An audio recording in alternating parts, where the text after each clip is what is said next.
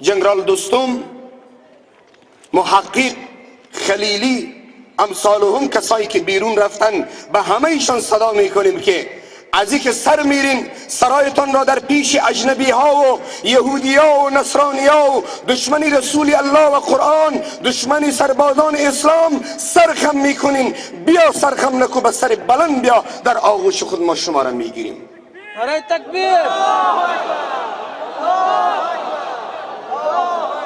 ملت در خدمتت، وطن در خدمتت، آغوش وطن، آغوش ملت، آغوش سربازان امارت اسلامی و بزرگان امارت اسلامی به شما رهبران همه باز هست. پس چرا شما افغانیت و غیرت و نام مسلمانیتان را زیر سوال میبرین؟ سرهایتان را در پیش اجنبی ها و بیگانه ها و در پیش دشمنان دیرین سرخم میکنین. چرا؟ من را افتخار میکنم که پای دست پیشانی یک اجنبی که بیرون از افغانستان است ببوسم، خاک و پای دست و پیشانی یک فرزند افغان بوسه کنم. ایره به خود افتخار میکنم.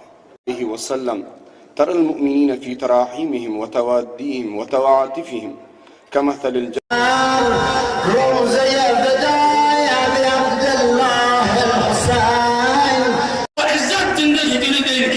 السلام عليكم ورحمة الله